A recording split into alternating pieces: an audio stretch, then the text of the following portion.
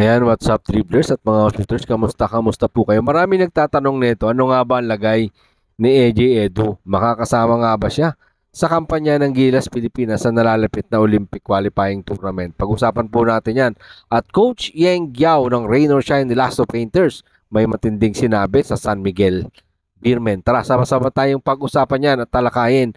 Matapos po akong maglambing ng isang like, share, comment down below, and don't forget to subscribe and hit that notification bell button para updated po tayo sa ating mga video. Ano nga bang lagay ni AJ Edu sa kasalukuyan? Makakasama nga ba siya sa kampanya ng Gilas Pilipinas? Yan ang tanong na nakararami.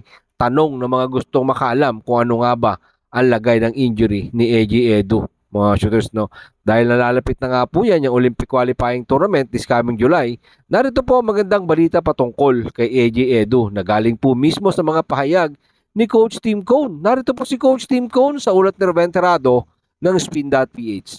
Sa ngayon, hindi pa siya nakakapaglaro, pero ando na siya sa huling bahagi ng kanyang rehabilitation process. At sa pagkakaalam ko, mula sa Japan kung saan siya naglalaro ng B-League, na alam naman natin na sideline siya dahil sa kanyang injury. Papunta siya ng London at mayroon siyang kasamang therapist. Sana makapaglaro siya 1 linggo mula ngayon, 2 linggo mula ngayon. Para pagdating ng June 21, okay na siya. So ayun mga shooters, andon si AJ Edu sa pinakadulo ng kanyang rehabilitation process. Konting kembot na lang, magiging okay na si AJ Edu. Good news yan.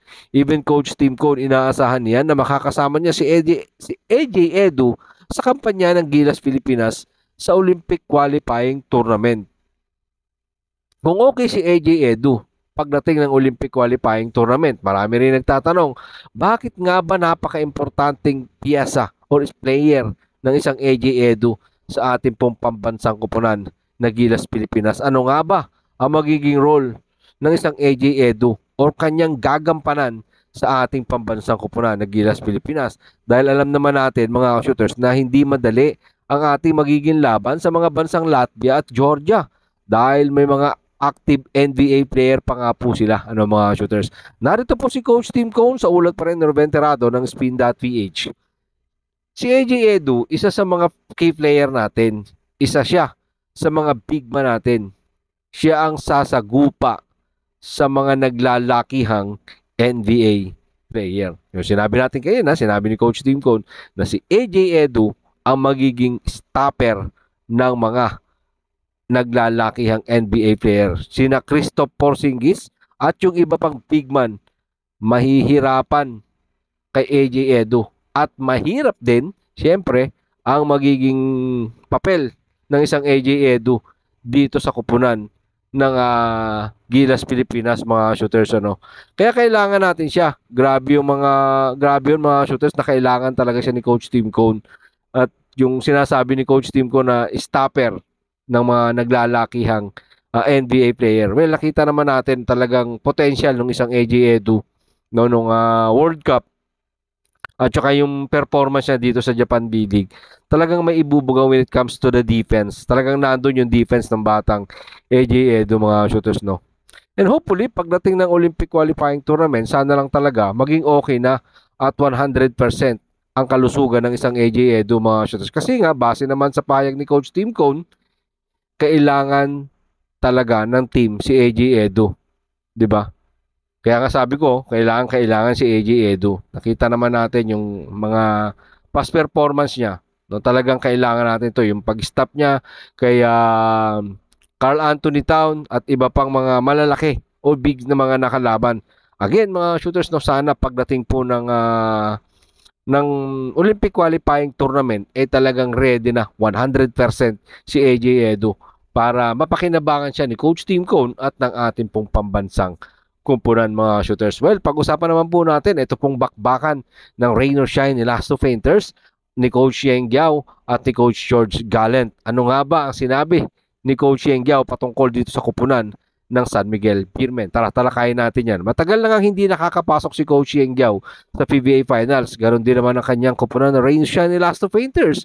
Ngayon, nandito na muli si Coach Yeng Giao at may chance siyang makabalik sa PBA All-Filipino Conference Finals. Tanong, may chance nga ba ang kupunan ni Coach Yeng Giao makapasok or makakuha ang finals appearance? Narito po si Coach Yeng Giao sa ulat ni Ruben Terrado ng Spin.ph. Ang hubarap sa San Miguel Beermen ay hindi madali. Ang laban para sa kanila ay hindi talaga madali dahil malakas nga sila. Pero ito ang ipinapangako ko sa Best of 7 series namin. Gagawin namin ang pinakamagandang performance na alam namin na napakahirap. At alam din naman namin na underdog kami dito. Etong SMB, mahirap kalaban. Pero wala sa amin ang pressure. Basta kami, maglalaro kami ng Best of 7 series. Maglalaro kami ng kaya naming gawin. Kasi dito sa ligang ito, mahirap maghanap ng match-up sa San Miguel Beermen sa kanilang pinakamalalim na bench rotation. Kaya naman naniniwala si Coach Yeng Giao na nasa SMB ang pressure. Wala sa kanila. Kahit nga daw ano pa ang mangyari, manalo matalo, parang nag-champion na din sila. Kasi sa lakas nga daw ng San Miguel Beermen, mga shooters, talagang yung makakalaban lang nila itong San Miguel Beermen, parang championship na daw yung mapapanood or makikita natin dito sa labanan nilang dalawa, mga shooter, which is yun talaga yung inaasahan ng karamihan mga Pilipino mga shooters dahil itong Rain or Shine independent team, tapos itong San Miguel Beermen, alam naman natin na nandyan yung Ginebra, nandyan yung Magnolia, tapos yung isa doon sa kabilang series, yung Meralco Barangay Ginebra, mga sister team yan, di ba? So nilaglag nga ng Rain or Shine ni Lasso Painters yung dapat na parehas na sister team ang magbabakbakan sa semifinals, which is yun yung Barangay Ginebra nga at Meralco. Tapos kung natalo sila doon sa Talk and Text, San Miguel Beermen at Talk and Text Tropang Giga, pero minalas po yung tropa ni Coach Chot Reyes at etong mga bataan ni Coach Yeng Giao ang pinalad na makapasok at makuha ang pagkakataong banggain ang San Miguel Beermen na alam naman natin na mayroong death of 15 ika nga ni Coach George Galan. So abangan po natin magiging bakbakan ng dalawang kupunan kung ano nga ba ang kaya hinat na nito dahil sinabi nga ni Coach Yeng Giao, wala sa kanila yung pressure. Nasa San Miguel Beermen. Basta sila, maglalaro sila ng best para sa kanilang pangarap na makapasok sa finals. Maraming pong salamat sa inyong panunod. Ano naman po ang inyong maging opinion? Pag-usapan po natin yan dyan sa comment section. Ingat and God bless everyone. Adjourn.